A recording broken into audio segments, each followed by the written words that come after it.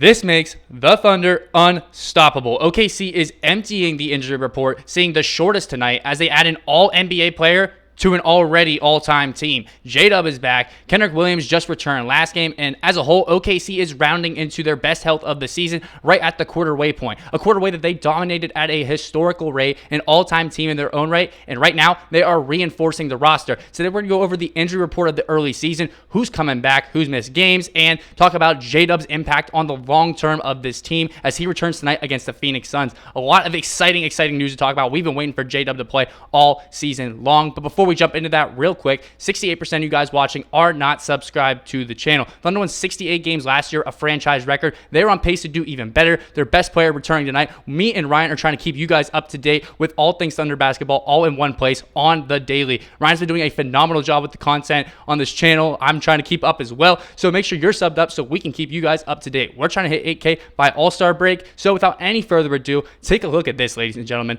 The shortest Oklahoma City Thunder injury report of the season. Now, on the bottom, we see Thomas Sorber, a guy we know will be out all year. And then we see Nikola Topic, who is dealing with some cancer right now, so prayers up to him. Hope he gets better, get well, and then focus on getting on the court. So, timetable for him, we don't have one.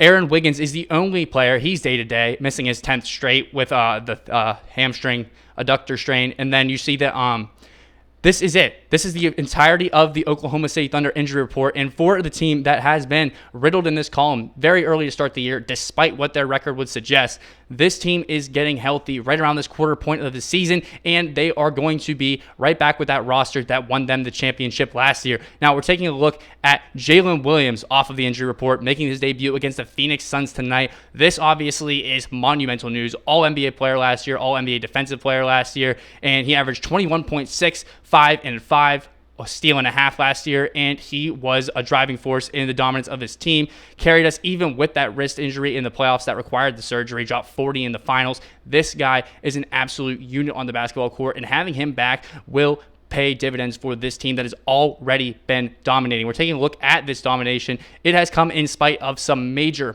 injuries, right? This is everybody who has appeared on the injury report for the Oklahoma City Thunder this season, and a very extensive list. You see JDub highlighted right there, and you take a look at the games. It is a very significant amount of games that a lot of these guys are missing. Thomas Sorber, of course, missed all games. Nikola Topic missed all games. Kenrich Williams just made his debut last game. He did not score in it, but chipped in 4 rebounds, played 13 minutes. Good to have him back, but he had missed all 18 games prior to that. Aaron Wiggins has missed over half the games this year with an adductor strain that I guess has been bothering him pretty badly. You saw Lu Dort coming back from injury after his trap strain. You see other guys on this list just appearing for short games. Chet Holmgren missed a couple games here and there due to back soreness, tightness. Isaiah Joe missed 5 games for his knee. Cason Wallace missed a game for his knee. Jalen Williams, missed 2 games due to his shoulder. Alex Caruso missed games because of a concussion, a hand injury. All as a whole, this team has not been healthy for the most of this season. And now this game against the Phoenix Suns is the smallest the injury report has, the least amount of players on it, and this team has been historically dominant even in spite of all of this. So to elaborate, the NBA is completely screwed essentially with the fact that the Thunder are returning to max strength for what they're going to be this season, and this is because JDub coming back. We take a look at who has played all the games this season. Very short list. Isaiah Hart, SGA, and Ajay Mitchell, the only players to suit up for every single game this season. SGA was listed on the injury report with the illness the other day, and Ajay Mitchell was also listed on there at one point in the season. Hart is the only person who hasn't been on the injury report all year long. So for this team to be as riddled as they were, as injured as they were, as hampered as they were, and to still have a historically dominant start to the season is just beyond any sort of reasonable expectation, especially in the league of parity that we're in right now, where it's very hard for teams to year after year stay at the top of their game.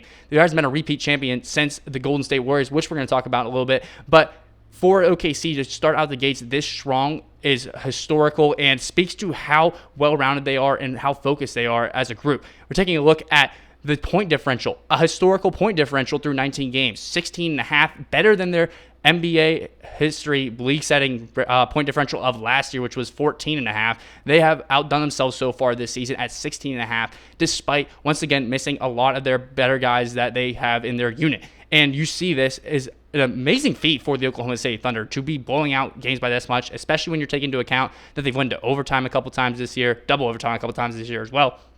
And they still are finding these scoring margins to get teams out of the game early. This team delivers knockout punches early. SGA sat a bunch of fourth quarters this year, and they are once again doing all of this in spite of not really playing with their full roster on any given night, especially without their number 2 player gracing the court until tonight. So you take a look at Oklahoma City, they still have managed to start 18-1. Only 4 other teams have done this in NBA history.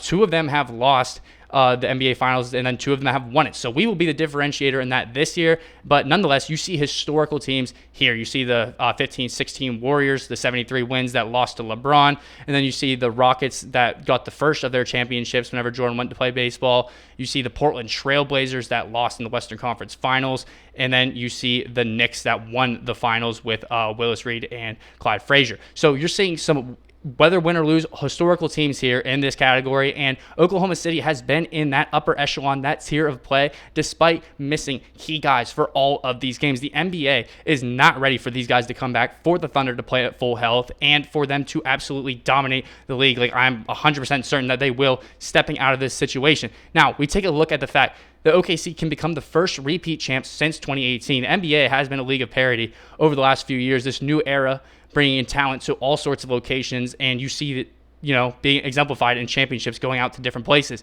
Oklahoma City being one of them, first franchise championship last year.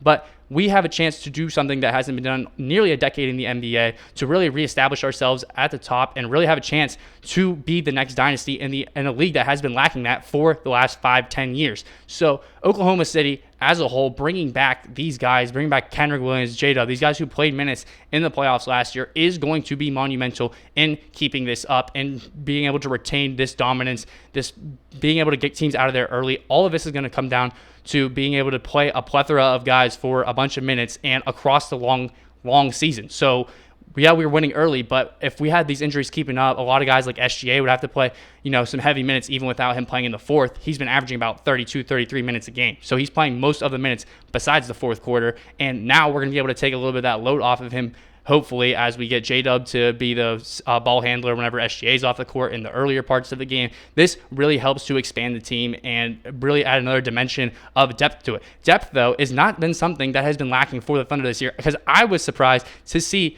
that Oklahoma City has been the 6th highest scoring team off the bench in the entire NBA and the entire association this season.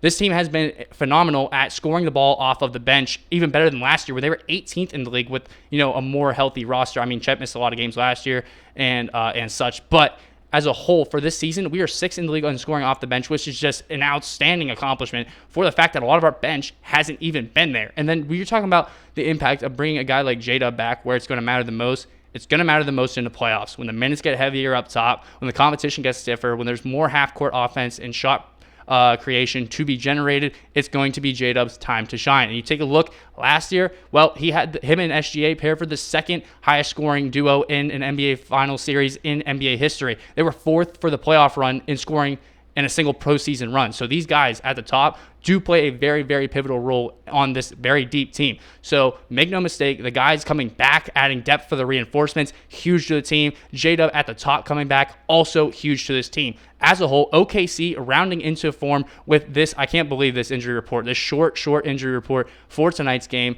based on how the season's been. And then, I'm not going to say you can ignore Thomas Sorber, but he won't be here all year. So essentially, you can just take him off of this list, and you can just see we're missing Aaron Wiggins and we're missing Topic. So this team is really getting its closest to full strength, and I'm excited to see how they play tonight. And me and Ryan are going to keep you guys up to date with an undoubted video on JDub's debut. So make sure you sub up so you can see that in the next one. We're trying to hit 8K by All-Star break, and we'll see you guys in that one. Peace out.